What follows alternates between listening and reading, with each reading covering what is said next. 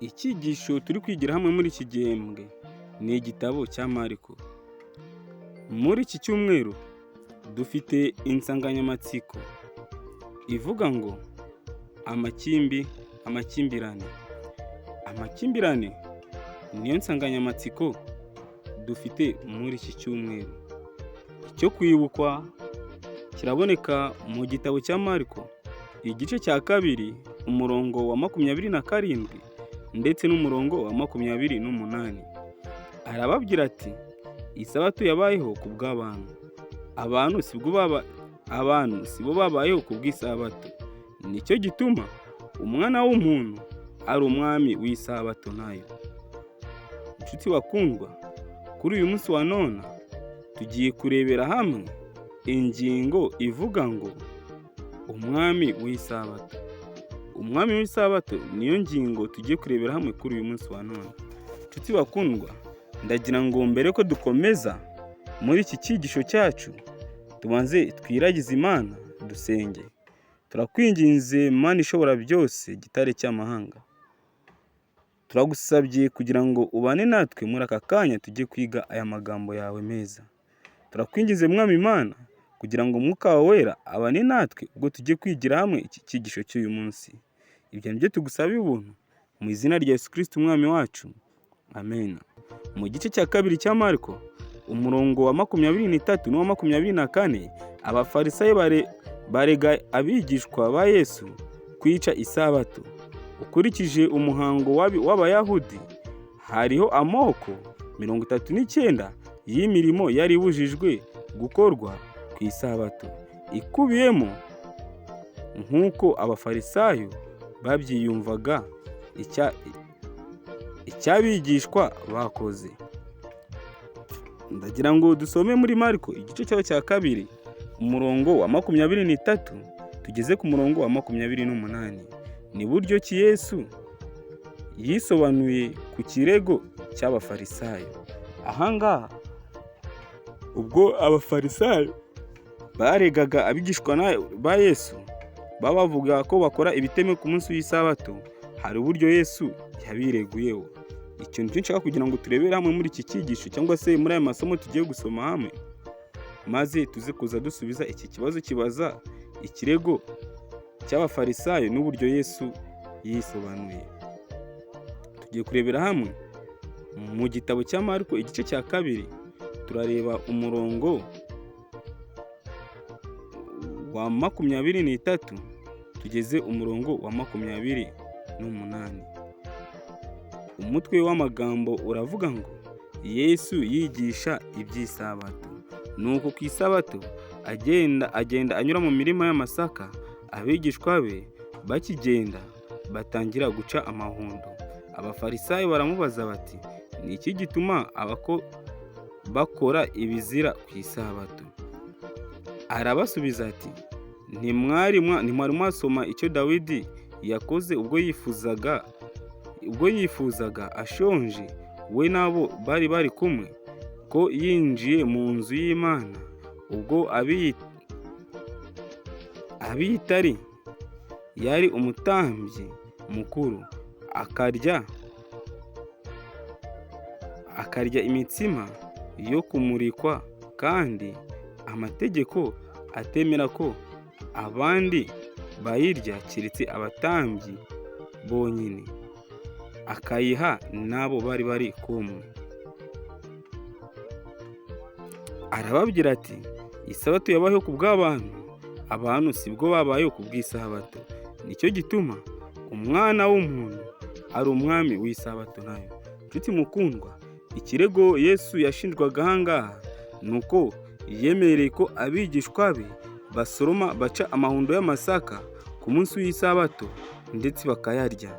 Aha rero ikigaragara ni uko abafarisayo bibwiraga yuko umuntu atakwiye guca mu murima w'amasaka cyangwa se mu murima akaba yasarura ibyo ari burye. Ariko kuri uwo munsi siko byagenze, ko Yesu n'abigishwa ba Yesu baciye amahundo y'amasaka ku munsi w'isabato barayarya. Yesu yasubirije igitekerezo cya Dawidi wariye ku mitsima yo kumurikwa mu mu nzu y'Imana. Imitsima yo kumurikwa yari yakuweho ku isabato, bityo urugendo rwa Dawidi rushobora kuba rwari urwo guhunga mu buryo bwikubagaho ku isabato. Yesu yasobanuye ko niba Dawidi n'abagabo bari kumwe bataratsindishirijwe, nta rubanza rwagiyeho mu kurya imitsima yo kumurikwa. N'abigishwa ba Yesu rero, igihe bacaga amahundo y'amasaka bakayarya, baratsindishirijwe, nta rubanza rwabagiyeho. Nshuti mukundwa, icyo dukwiye kuzirikana ni iki ngiki: niba Dawidi yaragize urugendo rumutunguye ari ku isabato, agafata imitsima yo kumurikwa yari yemerewe gukoreshwa n'abatambyi gusa, Dawidi akaba yayirya ndetse akayiha n'abo bari kumwe, mu by'ukuri Dawidi yari yatsindishirijwe. Kandi niba Dawidi yari yatsindishirijwe, nta rubanza rwamugiyeho. Rero n'abigishwa ba Yesu nabwo ku by'ibyo bakozwe bari batsindishirijwe, nta rubanza rwabagiyeho. Yesu yakomeje agaragaza ko isabato yaremewe kuzanira inyungu mwene muntu. Ni ukuri inshuti mukundwa, isabato ntabwo yabaye kugira ngo abantu bibabaze, ahubwo isabato yabereyeho kugira ngo igirire umuntu akamaro. Niyo mpamvu rero, aho kuba ikinyuranye n'ibyo, kandi ko urufatiro rw'ibyo avuga ari uko Yesu ari umwami w'isabato. Ni ukuri Yesu niwe mwami w'isabato, umugenga w'isabato ni Yesu Kristo. Reka dusome muri Mariko igice cya 3 umurongo wa 1 tugeze ku murongo wa 6. Mbese ni buryo ki iyi nkuru yumvikanisha ingingo ya Yesu igaragaza ko isabato yaremewe mwene muntu? Igice cya 3 cya Mariko umurongo wa 1 kugeza uwa 6. Ahangaha umutwe w'amagambo uravuga ngo Yesu akiza umuntu unyunyutse ukuboko n'abandi benshi. Yongera kwinjira mu isinagogi asangamo umuntu unyunyutse ukuboko. Bagenza Yesu ngo barebe ko amukiza ku isabato, babone uko bamurega.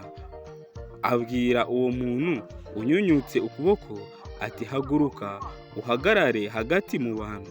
Arababaza ati, mbese amategeko yemera ko umuntu akora neza ku isabato cyangwa ko akora nabi, gukiza umuntu cyangwa kumwica?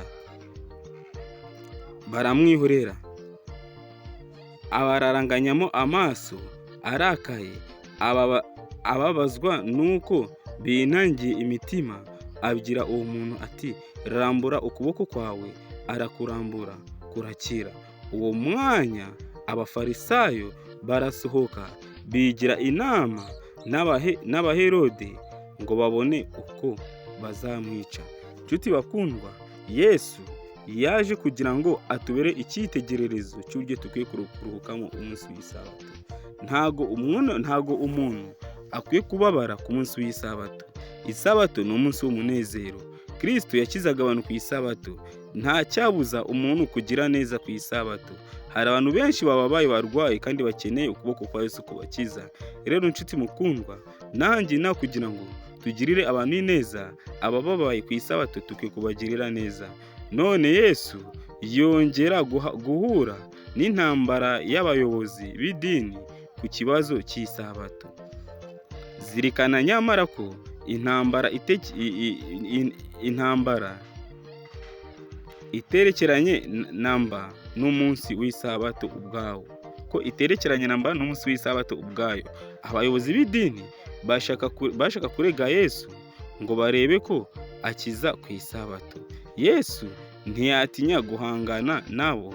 Yerekana itandukaniro hagati yo gukora neza cyangwa kugira nabi, gukiza cyangwa kwica. Igisubizo ku kibazo cye kirumvikana: gukora neza no gukiza ubugingo nibyo bikwiriye gukorwa nk'imirimo yemewe ku isabato. Nshuti makundwa, dukwiye gukora neza ndetse no gukiza ubugingo ku munsi w'isabato. Yesu akomeza gukiza uwo muntu ari byo byarakaje abamurwanya, bahita bacura umugambi wo kumwikiza bakamwica. Igitangaje cy'iyi nkuru ni uko abashakaga gufata Yesu bamuhora kwica isabato, ari bo ubwabo bicaga isabato bategura umugambi mubisha wo kumwica kuri uwo munsi. Nshuti bakundwa, aba bantu baregaga Yesu ko yica isabato, ariko bo ubwabo bateguraga umugambi wo kugira ngo bice Yesu kandi ari ku isabato. Ni ukuri Yesu icyo yakoze yakijije umuntu ku isabato, ariko nyamara abandi bo bari bagambiriye gucura umugambi wo kwica Yesu. Mbese icyari cyiza ni ikihe? Ni kwica cyangwa ni ugukiza? Yesu yarakijije, ariko abayuda bo bifuje kwica ku munsi w'isabato. Nshuti bakundwa, dukwiye kwitondera rero ibyo dukora, tutazagaragara nk'abari mu kuri kandi turwanya ukuri. Abafarisayo barwanyaga ukuri, ariko bibwira yuko ari bo bari mu kuri. Bacuraga umugambi wo kwica umuntu ku isabato, ariko Kristo we mugenga wacu, ari we mukiza wacu, niwe mwami w'isabato, niwe ukwiye kuba icyitegererezo cyacu. Kuri uyu munsi rero hari amahame mu by'ukuri natwe dukwiye kubahiriza mu gihe twizihiza umunsi w'umunezero, ari umunsi w'isabato. Dukwiye kwirinda icyatuma cyose twica umunsi w'umunezero, ari umunsi w'isabato, ahubwo tukigira kuri Kristo, niwe cyitegererezo cyacu kandi niwe mwami w'isabato. Gukora neza ku isabato ntabwo bibujijwe.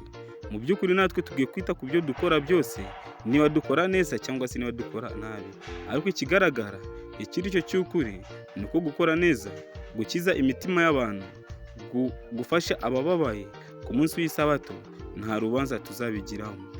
Ibyo rero nibyo dukwiye gukurikiza kuri uyu munsi wa none, kandi nicyo ngusabiye nanjye nisabira mu izina rya Yesu Kristo umwami wacu. Reka dusenge Imana. Turagushimiye nanone, turaguhimbaje ko wabanye natwe, tugushimiye kuri umuremyi wacu, tugushimiye ko watwitayeho ku cyigisho tumaze kwiga kuri uyu munsi wa none. Turakwinginze kugira ngo ubane natwe kandi uduhe gukurikiza amahame y'ukuri yo kuruhuka umunsi wera washyizweho nawe umwami wacu. Ibyo nibyo tugusaba ubuntu mu izina rya Yesu Kristo umwami wacu. Amen.